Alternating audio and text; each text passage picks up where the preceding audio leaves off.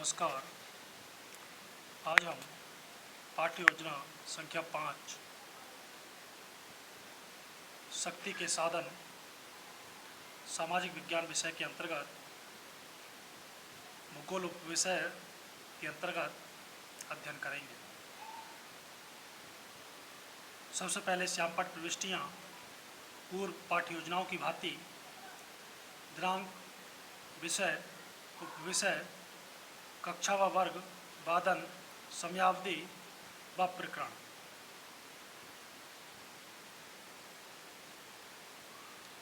इस पाठ्य योजना के सामान्य उद्देश्य छात्र सामाजिक विषय के विभिन्न विषय के गहन अध्ययन के प्रति रुचि जागृत कर सकेंगे। छात्र अपने देश के प्रति कर्तव्यों से अवगत हो सकेंगे। छात्रों में सामाजिक गुणों का विकास हो सकेगा। छात्र प्राकृतिक साधनों की जानकारी प्राप्त कर सकेंगे। छात्रों में तार्किक चिंतन की भावना का विकास हो सकेगा। छात्र प्राकृतिक संसाधनों की क्षेत्रीय जानकारी प्राप्त कर सकेंगे। वहीं विशिष्ट उद्देश्य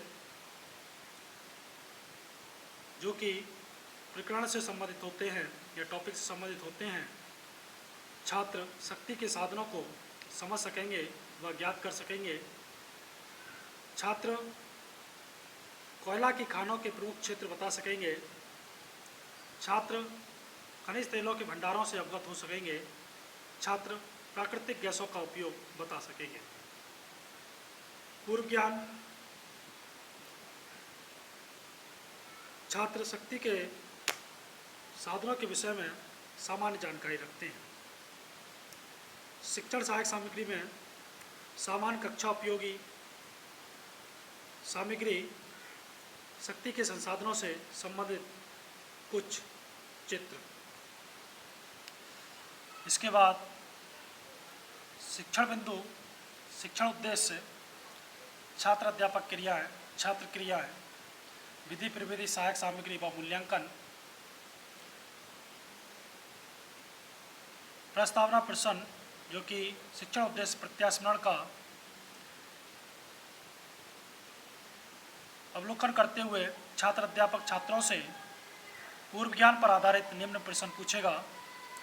सामान्यतः भूख लगने पर क्या खाते हैं? सामान्यतः भूख लगने पर भोजन करते हैं। यहाँ पर प्रश्नोत्तर विधि का प्रयोग किया जा रहा है। भोजन में हम क्या खाते हैं? भोजन में हम दाल सब्जियाँ। भोजन से हमें क्या प्राप्त होती है? भोजन से हमें शक्ति प्राप्त होती है। शक्ति के साधन बताइए। ये समस्यात्मक प्रश्न जिसको उद्देश्य कथन के जरिए नवीन ज्ञान प्रस्तुतिकरण है। ज्ञान उद्देश्य के अंतर्गत शक्ति के संसाधन कोयला, खनिज तेल व प्राकृतिक गैस होते हैं। छात्रों, आज हम प्राकृतिक साधनों के विषय में विस्तार पूर्वक अध्ययन करेंगे। छात्र ध्यानपूर्वक सुनेंगे व स्मरण करेंगे।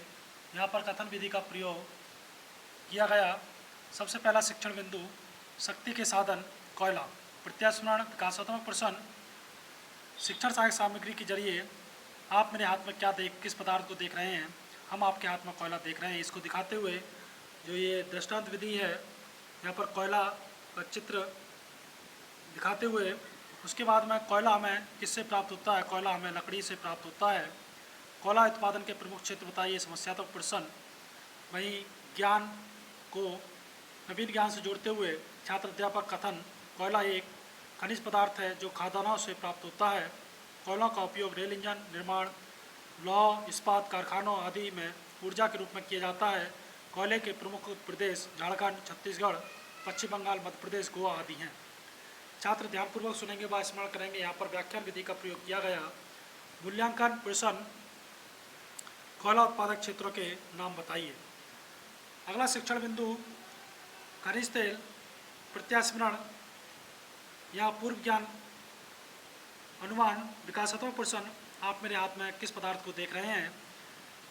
हम आपके हाथ में खनिज तेल देख रहे हैं। ये खनिज तेल है जिसको दिखाते हुए छात्र अध्यापक प्रश्न पूछेगा। यहाँ पर प्रश्नोत्तर व दृष्टांत विधि का प्रयोग किया जा रहा है। दूसरा प्रश्न, इंजन चलाने के लिए किस पदार्थ की आवश्यकता होती है? इंजन चलाने के लिए डीजल की आवश्यकता होती है। खनिज तेल के विषय में आप क्या जानते हैं? समस्यात्मक प्रश्न। इस समस्यात्मक प्रश्न का उत्तर देते हुए छात्र अध्यापक व्याख्यान विधि के जरिए खदानों से निकले तेल को खनिज तेल कहते हैं। खनिज तेल का प्रयोग यातायात के साधन, जहाज, मशीनें चलाने आदि में किया जाता है। खनिज तेल असम, मेघालय, गुजरात, मुंबई, अरुणाचल प्रदेश में अधिकतर पाया जाता है। वहीं मूल्यांकन प्रश्न, खनिज तेल उत्पादक राज्यों के नाम बताइए। तो ये था दूसरा शिक्षण बिंदु। अब बात करते हैं तीसरे शिक्षण बिंदु की, प्राकृतिक गैस। यहाँ पर भी विकासात्मक प्रश्न, गुब्बारे में क्या होती है? गुब्बारे में गैस होती है। प्रश्नोत्तर विधि का प्रयोग किया जा रहा है। गुब्बारे में कौन सी गैस होती है? गुब्बारे में हाइड्रोजन गैस होती है। प्राकृतिक गैस से आप क्या समझते हो? ये समस्यात्मक प्रश्न है, जिसका उत्तर देते हुए नवीन ज्ञान से जोड़ते हुए छात्र अध्यापक बताएगा।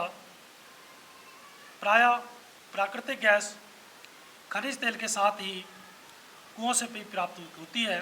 ज़्यादातर प्राकृतिक गैस क्षेत्र, स्थल, सागर और महासागर के भागों में मिलती है। गैस का उपयोग चूल्हा जलाने, बिजली उत्पादन करने और मोटर चलाने आदि में किया जाता है। छात्र अध्यापक सुनेंगे, छात्र ध्यानपूर्वक सुनेंगे व स्मरण करेंगे। तो छात्र अध्यापक इस व्याख्यान विधि में इस प्राकृतिक गैस के जरिए समझाएगा। चित्र संख्या 3 प्राकृतिक गैस ये बनी हुई है। उसके बाद में यहाँ पर मूल्यांकन करना है। छात्र अध्यापक कथन पूर्ण करने के उपरांत बिजली उत्पादन में किस गैस का उपयोग उत्पादन होता है।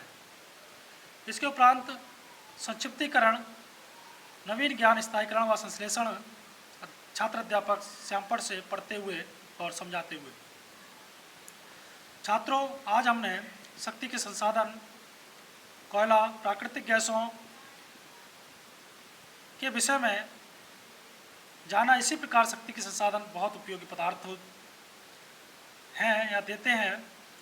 छात्र ध्यानपूर्वक सुनेंगे व स्मरण करेंगे। यहाँ पर श्यामपट सह कथन विधि का प्रयोग किया गया। इसके उपरांत श्यामपट कार्य, लेखन व निरीक्षण कार्य, नवीन ज्ञान स्थायीकरण। छात्र अध्यापक सभी छात्रों से श्यामपट कार्य, जो कि इस प्रकार से दिया हुआ है, इसको अपनी अभ्यास पुस्तिका में उतारने को कहेगा और स्वयं कक्षा का घूम घूम कर निरीक्षण करेगा व पूर्व दिवसों में दिए हुए गृह कार्य को निरीक्षित करेगा। छात्र श्यामपट कार्य अपनी अभ्यास पुस्तिका में उतारेंगे। श्यामपट सह लेखन विधि का प्रयोग यहाँ पर किया गया। इसके उपरांत अगला सोपान गृह कार्य, जो कि अभ्यास शिक्षण उद्देश्य से खनिज तेल पाए जाने वाले प्रमुख प्रदेश बताइए। छात्र गृह कार्य अपनी अभ्यास पुस्तिका में उतारेंगे। यहाँ पर लेखन विधि का प्रयोग किया गया। धन्यवाद।